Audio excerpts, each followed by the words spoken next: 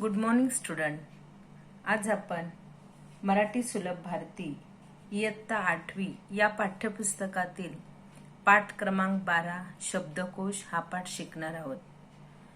Actually शिकणारपेक्षा आपण हा पाठ समजून घ्यायचा आहे. कारण शब्दकोश म्हणजे काय, तर विद्यार्थी मित्रांनो, शब्दकोश हा शब्द तुमच्यासाठी नवा असेल तर शब्दकोशला इंग्रजी शब्द आहे डिक्शनरी, आणि डिक्शनरी हा शब्द तुमच्यासाठी काही नवा नाहीये. तो तर तुम्ही ऐकलेलाच आहात. कारण एखाद्या शब्दाचा जर अर्थ माहीत करून घ्यायचा असेल तर तुम्ही डिक्शनरी ओपन करता. कारण डिक्शनरी शब्दकोश हे वेगवेगळ्या भाषेमध्ये असतात. इंग्लिश, हिंदी, मराठी आणि इतर ज्या भाषा असतात त्या प्रत्येक भाषेमध्ये हा शब्दकोश असतो. मग या पाठामध्ये आपल्याला हा एक स्थूल वाचन आहे, याला आपण रॅपिड रीडिंग बोलतो. आणि या पाठामध्ये आपल्याला शब्दकोश कसा पाहायचा, एखाद्या शब्दाचा अर्थ आपल्याला जर माहीत करून घ्यायचा असेल तर तो कशा पद्धतीने शब्दकोशामध्ये पाहायचा हे या पाठामध्ये तुम्हाला समजून सांगितलेलं आहे. त्यामुळे हा पाठ आपण काय करणार आहोत, खूप चांगल्या पद्धतीने समजून घेणार आहोत. विद्यार्थी मित्रांनो, की दैनंदिन जीवनामध्ये आपण सहजपणे अनेक नवीन शब्द वापरतो. हे शब्द अनेकदा आपल्या कानावर पडतात अथवा आपल्याला वाचनातून समजतात. संदर्भानुसार आपण त्याचा अर्थही लावतो, त्याचा उपयोग करायला शिकतो. पण प्रत्येक वेळी त्या शब्दांचा नेमका अर्थ किंवा अर्थछटा आपल्याला समजलेली असतेच असे नाही. भाषिक समृद्धीसाठी शब्दांचा नेमका अर्थ माहीत करून घेणे आपल्याला अत्यंत आवश्यक असते. यासाठी शब्दकोश हे महत्वाचे साधन आहे. यावर्षी आपण शब्दकोशाची ओळख करून घेणार आहोत. नवीन शब्दांचे अर्थ आपण शब्दकोशात पाहू शकतो. हे शब्द शब्दकोशातून कसे शोधता येतात त्याचे मार्गदर्शन या पाठातून मिळते. नवीन शब्दांचे अर्थ तुम्ही शब्दकोशात पाहायला शिकावेत, त्याची सवय तुम्हाला लागावी, या शब्दांच्या अर्थाची मजा घेता यावी, या दृष्टीने या पाठाचा अभ्यास खूप महत्वपूर्ण आहे. म्हणजे आपण नेहमी एकमेकांशी बोलत असतो. अनेक भाषिक, एक गुजराती असेल, केरळ असेल, तमिळ असेल, मग आपली बातचीत चालू असते. त्यांचे शब्द आपल्या कानावर पडतात, आपले शब्द त्यांच्या कानावर पडतात. काही काही आपले शब्द सेम असतात, पण हे शब्द कोणत्या भाषेतून आले, या शब्दांचा मिनिंग काय हे ऍक्च्युली आपल्याला माहीत नसतं. आणि हे माहीत करून घेण्यासाठी आपल्याला शब्दकोश खूप गरजेचं आहे. शब्दकोश पाहणे. आता तुम्हा मुलांना, बहुतेक मुलांना मोबाईल हा जो शब्द इंग्लिश शब्द आहे, मोबाईल हा इंग्रजी शब्द आहे, मग याला मराठीत काय म्हणतात ते बहुतेक मुलांना माहीत नाही. पण काही मुलं म्हणतील याला दूरध्वनी बोलतात. कारण आपला पूर्वी घरामध्ये जो टेलिफोन होता, त्याला वायर असायची आणि मोबाईलला वायरलेस आहे. मग त्याला टेलिफोनला आपण दूरध्वनी बोलायचं, हे काही मुलांना माहीत असेल. पण मोबाईलला मराठीत काय बोलतात हे माहीत नाही. मग हे जर माहीत नसेल तर माहीत करून घेण्यासाठी आपण काय करायचा, सरळ शब्दकोश ओपन करायचा आणि त्याच्यामध्ये त्याचं मिनिंग बघायचं. मग आपल्याला समजणार. मोबाईलला मराठीमध्ये भ्रमणध्वनी असे म्हणतात. कारण आपण कुठेही गेलो, कारण ते वायरलेस असतं, तुम्ही कुठेही गेला तरी तुम्ही तुमच्याबरोबर तो मोबाईल घेऊन जाऊ शकता. म्हणून त्याला मराठीत काय बोलतात, भ्रमणध्वनी. चला तर आता आपण शब्दकोश म्हणजे काय ते पाहूया. आणि हा स्थूल वाचन आहे, रॅपिड रीडिंग आहे. ओके. आता प्रस्तावना पुन्हा एकदा मी वाचते, समजून घ्या. दैनंदिन जीवनामध्ये आपण सहजपणे अनेक नवीन शब्द वापरतो आणि हे शब्द अनेकदा आपल्या कानावर पडतात अथवा वाचनातून समजतात. संदर्भानुसार आपण त्याचे अर्थ लावतो व त्याचा उपयोग करायला शिकतो. आणि प्रत्येक वेळी त्या शब्दांचा नेमका अर्थ किंवा अर्थछटा आपल्याला समजलेली असतेच असे नाही. भाषिक समृद्धीसाठी शब्दांचा नेमका अर्थ माहीत करून घेणे अत्यंत आवश्यक असते. यासाठी शब्दकोश हे महत्वाचे साधन आहे. तुमची जर भाषा चांगली डेव्हलप व्हायची असेल, भाषेचा विकास करायचा असेल तुम्हाला, तर तुम्हाला प्रत्येक शब्दांचा अर्थ माहीत करून घेणे आवश्यक आहे. मग या शब्दांचा अर्थ आपल्याला कुठे सापडेल, तर त्याच्यासाठी एकमेव काय आहे, शब्दकोश आहे. आणि शब्दकोश हे एक महत्वाचे साधन आहे ज्यामध्ये तुम्हाला सगळ्या शब्दांचा अर्थ मिळू शकतो. यावर्षी आपण शब्दकोशांची ओळख करून घेणार आहोत. नवीन शब्दांचे अर्थ आपण शब्दकोशात पाहू शकतो. हे शब्द शब्दकोशातून कसे शोधता येतात याचे मार्गदर्शन या पाठातून मिळते. म्हणजे गायडन्स तुम्हाला या पाठातून मिळणार आहे की कशा पद्धतीने शब्दकोशामध्ये शब्दांचा अर्थ शोधायचा.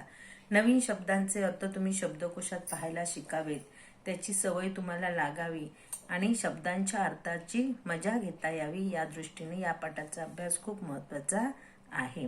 मग आता इथे कन्व्हर्सेशन दिलेले आहे आणि या कन्व्हर्सेशनच्या माध्यमातून की शब्दकोशामध्ये अर्थ कसे शोधायचे ते इथे सांगितलेले आहे. चला आता आपण पाठ पाहूया. शाळेच्या मधल्या सुट्टीमध्ये नेहा व सायली या दोन मैत्रिणींमधील संवाद आहे. संवाद कोणामध्ये आहे? शाळेची मधली सुट्टी म्हणजे रिसेस झालेली आहे आणि नेहा आणि सायली या दोन मैत्रिणी आहेत, त्या गप्पा मारत आहेत. आता कोणत्या विषयावर गप्पा मारत आहेत ते आपण पाहूया. नेहा म्हणते, सायली, स्वातंत्र्य दिन, प्रजासत्ताक दिन या शब्दांमधील दिन शब्दाचा अर्थ दिवस असा आहे, हो ना ग? दोघी काय म्हणतात की स्वतंत्र दिन आणि प्रजासत्ताक दिन या शब्दामधील जो दिन हा शब्द आहे बघा, त्या शब्दाचा अर्थ काय आहे? दिवस, हो ना ग? तर सायली काय बोलते, हो असाच आहे. का ग? नेहा, अगं मागच्या धड्यात हा शब्द आला होता तेव्हा बाईंनी या शब्दाचा अर्थ सांगितला होता गरीब. बघा प्रोनाउन्स सेम आहे. दिन या शब्दाचा अर्थ दिवस पण होतो आणि दिन या शब्दाचा अर्थ गरीब सुद्धा होतो. त्यामुळे या दोन्ही मुली कन्फ्यूज आहेत. नेहा कन्फ्यूज आहे. ती म्हणते, पण मागच्या धड्यामध्ये बाईंनी आम्हाला शिकवलं की दिन या शब्दाचा अर्थ काय आहे? गरीब. दोन्ही शब्द नीट बघितलेस का तू? कसे लिहिले आहेत ते बघा. प्रोनाउन्स सेम आहे पण ते कसे लिहिले आहेत ते बघितले आहेस का? सायली तिला समजून सांगते. नेहा, आपण आता पुस्तकातच बघूया शब्द कसा लिहिलाय ते. हो हो, हा बघ मागचा धडा आणि हा शब्द बघ दिन. अरे हो, नेहा बोलते, अरे हो, तरी दोन्ही शब्द लिहिण्यात फरक आहे. बघा हा जो दिन आहे त्याची जी वेलांटी आहे ती पहिली वेलांटी आहे, म्हणजे आपण तिला याला रस्व आहे. रस्व म्हणजे काय? एकदम आखूड उच्चार, म्हणजे शॉर्ट प्रोनाउन्सेस दिन. आणि दुसरा जो दिनचा आहे ही शब्द बघा, याची जी वेलांटी आहे ती दीर्घ आहे. दीर्घ मीन्स लॉंग प्रोनाउन्सिएशन, दीर्घ. आपण खेचतो बोलते. मग इथे दिन शब्दात दीर्घ आहे म्हणजे दिन म्हणजे गरीब. बघा वेलांटीचा फरक आहे, प्रोनाउन्स सेम आहे. मग इथे आपलं कन्फ्युजन होतं. म्हणून आपण लक्षात ठेवायचं, जेव्हा पहिली वेलांटी असते म्हणजे जिथे रस्व वेलांटी असते आणि रस्व वेलांटी म्हणजे आखूड उच्चार असतो, प्रोनाउन्सेस शॉर्ट असतो आणि यात त्या दिनचा अर्थ दिवस. आणि इथे दीर्घ वेलांटी आहे आणि प्रोनाउन्सेस कसं आहे? लॉंग आहे. दिन. आता बघा दिन प्रोनाउन्सेस बघा, दिन म्हणून याचा अर्थ काय येणार आहे? गरीब. दिन शब्दात रस्व आहे. दिन म्हणजे दिवस. शब्दांची किती गंमत आहे ना. अक्षरात वर साम्य आहे आणि पण लेखनातल्या फरकामुळे अर्थात केवढा फरक. दोघी म्हणतात. नेहा बोलते, बघा शब्दांची किती गंमत आहे. अक्षरात वर साम्य आहे पण लेखनातल्या फरकामुळे, साम्य म्हणजे सारखेपणा आहे, समानता आहे, सिमिलॅरिटी आहे, पण लेखनातल्या फरकामुळे केवढा फरक आहे. मग सायली बोलते, अगं आपण दोघी जणी असे नवीन शब्दांत त्याचे विविध अर्थ रोज समजून घेऊया. दोघींना एकदम क्रेज होतं. मग तर आपण नेहमी काय करूया, नवीन अर्थ समजून घेऊया. मग सायली, आपण दोघी जणी असे नवीन शब्द आणि त्याचे विविध अर्थ रोज समजून घेऊया. नेहा, अगं पण कसे? मला माहित आहे त्याची गंमत. सायली बोलते, अगं पण कसे? नेहा बोलते, आपल्याला सारखे आपल्या बाईंकडे जावे लागेल अर्थ विचारायला. तू म्हणतेस ना की आपण नवीन शब्द समजून घेऊया, पण त्याचा अर्थ कोण सांगणार? मग अर्थ विचारण्यासाठी आपल्याला आपल्या टीचर्सकडे जावं लागणार, बाईंकडे जावे लागेल अर्थ विचारायला. मग सायली बोलते, अगं नाही, मला माहित आहे त्याची गंमत. शब्दांचे अर्थ आपले आपण कसे शोधायचे हे मी तुला दाखवते. आणि सायली सांगते, आपल्याला बाईंकडे जायची काही गरज नाही. शब्दांचे अर्थ कसे शोधायचे त्याची गंमत आहे, मी तुला सांगते. सायली आणि नेहा यांच्याप्रमाणेच शब्दांचे अर्थ शोधण्याचा आनंद तुम्ही घ्यायला हवा आहे. त्यासाठी तुम्ही या पाठातून शब्दकोश म्हणजे काय, त्याची रचना, तो कसा पाहावा याबाबत माहिती करून घेणार आहोत. अशा पद्धतीने सायली आणि नेहा या दोघी आता उत्सुक झालेल्या आहेत की वेगवेगळ्या शब्दांचे अर्थ कसे शोधायचे, कुठे शोधायचे, यासाठी त्या दोघी काय झाल्या आहेत, उत्सुक झालेल्या आहेत. आणि त्यांच्याप्रमाणे तुम्ही सुद्धा वेगवेगळ्या शब्दांचे अर्थ शोधायला तयार व्हा आणि त्यासाठी शब्दकोश पहा. पण त्याआधी आपण शब्दकोशामध्ये अर्थ कसे पाहायचे ते आपण आता शिकूया. शब्दकोश म्हणजे काय, त्याची उद्दिष्टे, तो कसा पाहावा हे आपण समजून घेऊया. आता सर्वप्रथम आपण शब्दकोश म्हणजे काय, त्याची उद्दिष्टे काय आहेत आणि तो कसा पाहायचा हे आपण काय करूया आता समजून घेऊया. उद्दिष्ट म्हणजे उद्देश, हेतू, तो पाहण्याचा हेतू काय आहे ते आपण समजून घेऊया. मुलांनो, ज्या अक्षराने, तर इथे पाठ पाहूया आपण. मुलांनो, ज्या एका अक्षराने किंवा अक्षर समूहाने एखादी वस्तू, विचार, कल्पना, भाव, गुण किंवा क्रिया इत्यादींचा अर्थ व्यक्त केला जातो त्या अक्षरास किंवा अक्षर समूह शब्द असे म्हणतात. आता शब्द म्हणजे काय की एखाद्या अक्षर समूहाने, शब्द हा अक्षरांचा बनलेला असतो. आता अक्षर कोणती असतात, आता कमल हा शब्द आहे, कमल हा शब्द आहे क, म, ल या अक्षरांनी बनलेला आहे, म्हणून आपण त्याला काय बोलतो, शब्द. आणि शब्द ज्या अक्षराने किंवा अक्षर समूहाने एखादी वस्तू, विचार, कल्पना, भाव, गुण किंवा क्रिया इत्यादीचा अर्थ व्यक्त केला जातो त्या अक्षर समूहास आपण काय बोलतो, शब्द. आता कोश म्हणजे संग्रह. शब्दकोश, शब्दाचा अर्थ आपल्याला समजलेला आहे की एखादी वस्तू असेल, एखादा विचार तुम्हाला असेल किंवा एखादे फिलिंग्स असतील, त्याचा अर्थ व्यक्त केला जातो तो शब्द. आता कोश म्हणजे संग्रह. संग्रह म्हणजे त्याच्यामध्ये सगळ्या गोष्टी एकत्र असतात. शब्दकोश म्हणजे शब्दसंग्रह होय. आणि हा झाला शब्दकोश शब्दाचा वाच्यार्थ. पण विकसित भाषेत शब्दसंग्रह आणि शब्दकोश यांच्या स्वरूपात थोडा फरक आहे. पण आता भाषा आपली डेव्हलप झालेली आहे आणि भाषा डेव्हलप झाल्यामुळे शब्दकोशची जी डेफिनेशन आहे, शब्दकोशाची जी व्याख्या आहे ती बदललेली आहे. पूर्वी आपण काय म्हणायचो की ज्याच्यामध्ये शब्दांचा संग्रह असतो, ज्याच्यामध्ये सगळ्या शब्दांचा अर्थ असतो, त्याला आपण काय बोलतो, शब्द संग्रह. पण आता भाषा बदललेली आहे. विकसित भाषेमुळे शब्दकोशाचा अर्थ थोडा वेगळा चाललेला आहे. एखाद्या भाषेच्या विशिष्ट क्षेत्रातील मर्यादित शब्दांच्या संग्रहाला शब्दसंग्रह असे म्हणतात. एखाद्या भाषेच्या विशिष्ट क्षेत्रातील मर्यादित शब्दांच्या संग्रहाला. आता भाषा ही बोलतात ना कोसावरती बदलते. मग भाषा ही आहे, एखाद्या प्रत्येक ठिकाणची भाषा वेगळी असते. कोकणामध्ये गेला तर कोकणी भाषा असते, घाटावरती आपण गेलो तर तिकडची भाषा घाटी भाषा आपण त्याला बोलतो. मग अशा पद्धतीने भाषा ही प्रत्येक क्षेत्रानुसार काय होत असते, बदलत असते. मग एखाद्या भाषेतील विशिष्ट क्षेत्रातील मर्यादित शब्दांच्या संग्रहाला शब्दसंग्रह असे म्हणतात. तर त्या भाषेतील बहुतेक सर्व शब्दांचा संग्रह विशिष्ट रचना पद्धतीचा अवलंब करून दिला असल्यास त्या शब्दकोश असे म्हणतात. म्हणजे विशिष्ट रचना पद्धतीनुसार. आता तुम्हाला अ या अक्षराने सुरू होणाऱ्या शब्दांचे अर्थ शोधायचे, मग ते अच्याच यादीमध्ये तुम्हाला मिळणार.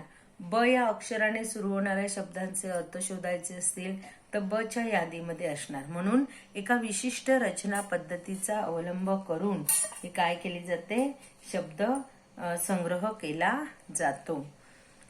कोशात समाविष्ट केलेल्या शब्दांची रचना पद्धतशीरपणे केलेली असते.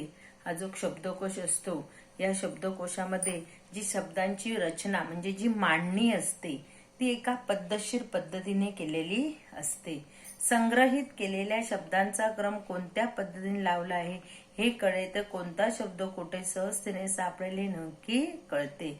मग त्याच्यासाठी आपण अल्फाबेटिकल ऑर्डरनुसार ABCD नुसार आपल्याला जावं लागतं. जर कोशामध्ये जी माहिती समाविष्ट केलेली असते ती पद्धतशीरच असते आणि संग्रहित केलेले जे शब्द असतात ते कोणत्या क्रमानुसार लावले आहेत त्यांची सिक्वेन्स ती पाहिली आणि ते कळले तर कोणताही शब्द आपल्याला सहजतेने सापडेल. म्हणजे आता उदाहरणार्थ प या अक्षराने सुरू होणाऱ्या शब्दांचे अर्थ तुम्हाला माहित करायचे. तर आपण अल्फाबेटिकल ऑर्डरनुसार प मध्ये जायचं आणि तिथे आपण काय करायचे शब्द, तिथे पण आपण 12 खडीनुसार शब्द शोधायचे. पा, पी, पू, पे, पै अशा पद्धतीने आपण काय, आता पैने सुरू होणारा एखादा शब्द असेल मग ते पै मध्ये जायचं. अशा पद्धतीने शब्द शोधायचे. अलीकडे सर्व भाषांतील कोशांतील शब्दांची रचना त्या भाषेच्या व्यवहारासाठी वापरल्या जाणाऱ्या लिपीतील वर्णाच्या क्रमाने केलेली असते. आता अलीकडे सर्व भाषांमध्ये जे शब्दकोश असतात, इंग्लिश असू दे, मराठी असू दे, हिंदी असू दे, कन्नड असू दे, तमिळ असू दे, गुजराती असू दे, वेगवेगळ्या भाषांमध्ये जी शब्दांची योजना आणि त्या भाषेच्या व्यवहारासाठी वापरल्या जाणाऱ्या लिपीतील वर्णाच्या क्रमाने केलेली असते. आता लिपीतील वर्णाचा क्रम, तर इंग्लिश असेल तर ABCD नुसार आपल्याला बघावं लागतं.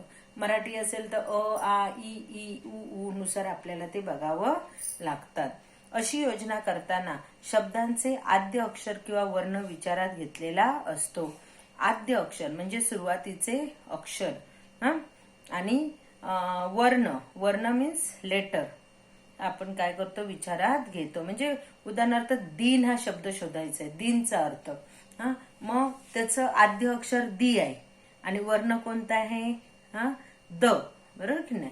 मग याच्यानुसार आपण तो शब्द शब्दकोशामध्ये शोधायचा आणि या पद्धतीमुळे कोशात शब्द कोठे सापडेल हे चटकन ठरवता येते. आता की शोधायचं असेल तर सर्वप्रथम आपण क मध्ये जायचं.